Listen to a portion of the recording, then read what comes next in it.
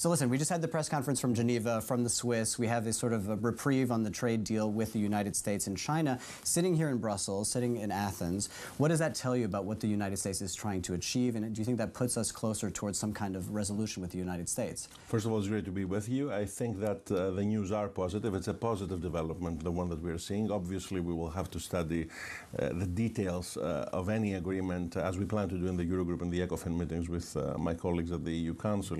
But overall, our position as Greece, we're a member state of the European Union that believes in free trade, in a union that believes in free trade. We hope to lower the temperature in the room. And any such deal, any such development, it's already reflected in the markets, is quite positive. And in terms of kind of because we also heard from Scott Bessent saying that the EU has fallen further back in the line in that press conference. He says that the UK jumped to the front, the Swiss are doing well. What is your sense of how close the Europeans are to actually reaching a deal with the United States? Their task is made more difficult, obviously, by the fact that there are 27 member states.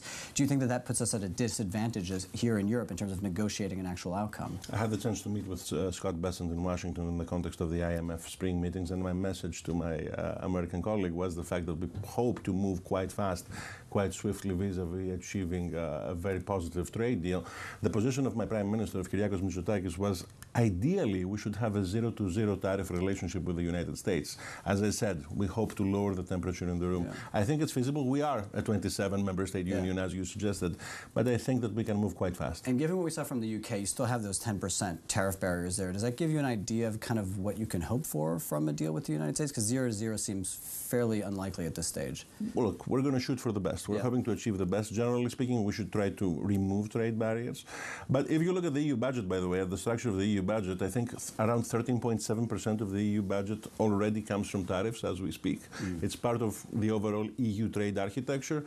But hopefully, ideologically, what we believe as Europeans should be to eliminate those trade barriers. Plus, we should be trying to remove the internal barriers that we already have within the European Union, the Draghi report, the Leto report. And this is part of an overall discussion of an overall new architecture that we should aim to strive for. And one of the features of the trade war has also been extremely heightened market volatility that we've seen throughout the world. I remember a time that when you had that market volatility, you had German and Greek yields moving in the opposite directions. They have been moving in lockstep. We've seen basically, that story be a sort of haven assets within Europe. What do you think the opportunity is from the sort of U.S. policy in terms of attracting capital here into Europe, attracting talent? How does Europe capitalize on kind of some of the uncertainty we've seen out of the United States? It's funny that you mentioned that volatility, because in the past my country used to play a role in this discussion. We created that volatility, and now we're a stability story 15 years later after a lost decade.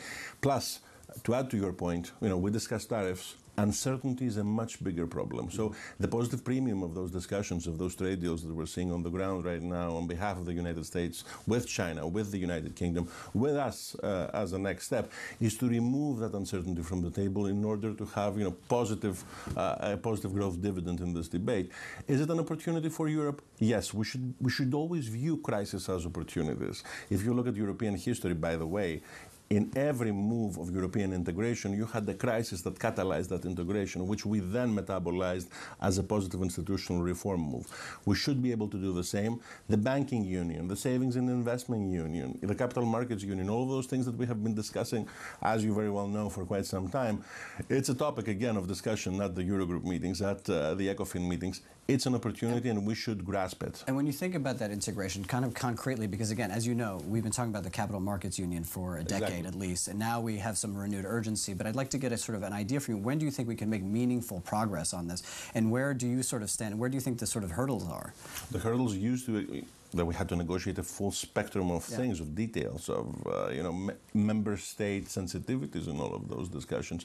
But again, a crisis can help as a catalyst vis-a-vis removing those sensitivities, vis-a-vis removing those hurdles. I think that there's a real opportunity on the table, and we plan to be very constructive with regards to achieving a very positive result. And I also want to get your take on some of the domestic issues going on within Greece. You are now you're paying ahead of schedule a lot of your first bailout debt. Is that something that we can expect more of?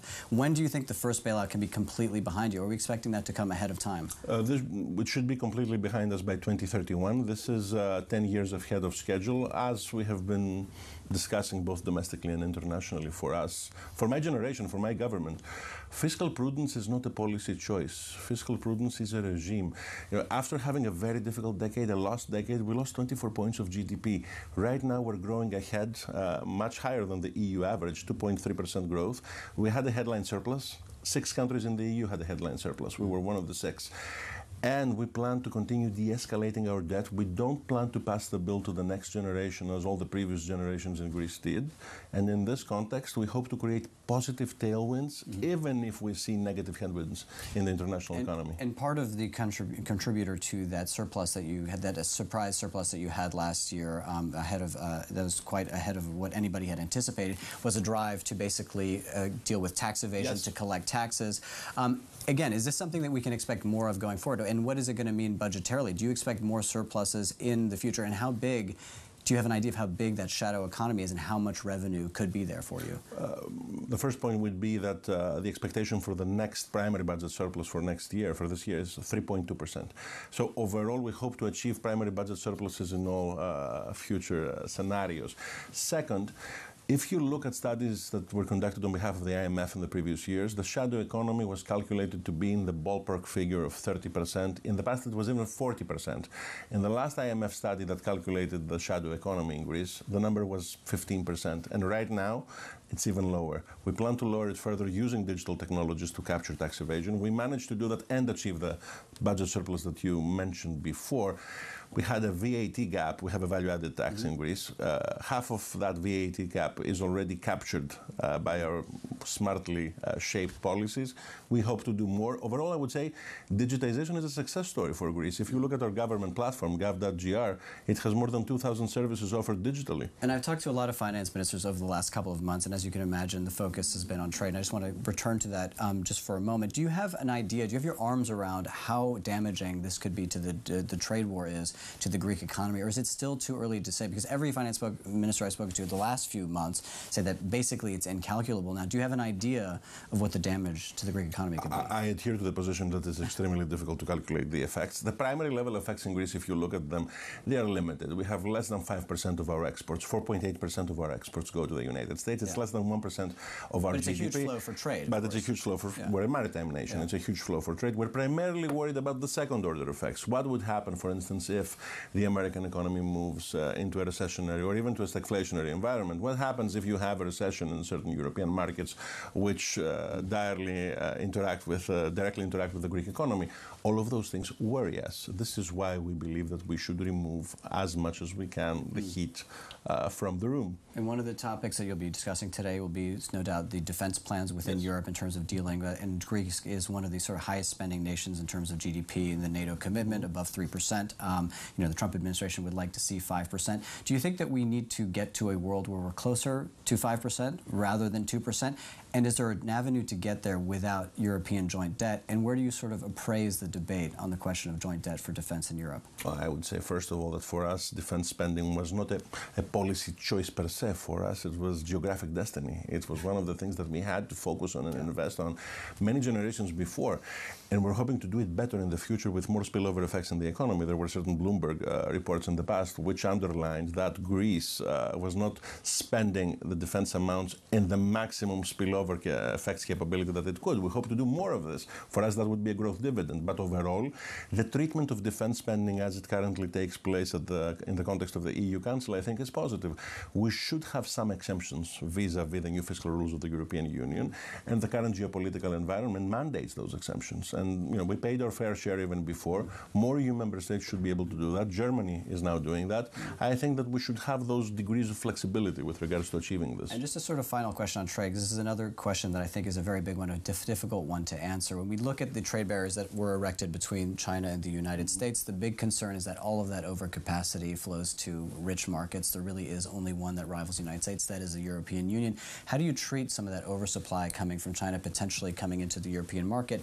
And what what we're seeing from the United States rewriting this trade order, what have we learned about how trade deals should be structured and potentially differently in the future to protect, sovereign industry? We don't yet know. There's lots of uncertainty. There is lots of uncertainty on the table right now in all of those discussions. We don't yet know if we're going to be in a zero, in a limited, or in a high tariff environment. Yeah. The world that we're going to be at in 90 days, 100 days from now will directly affect the answer to your question.